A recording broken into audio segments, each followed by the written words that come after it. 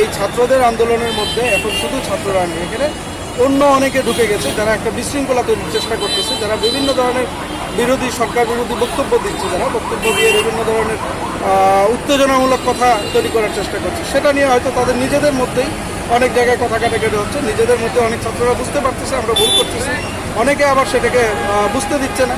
সেই রকমভাবে নিজেদের মধ্যে কথা কাটাকাটি হয়। একটি আমি শুনেছি যে তাদের মধ্যে একটি তারা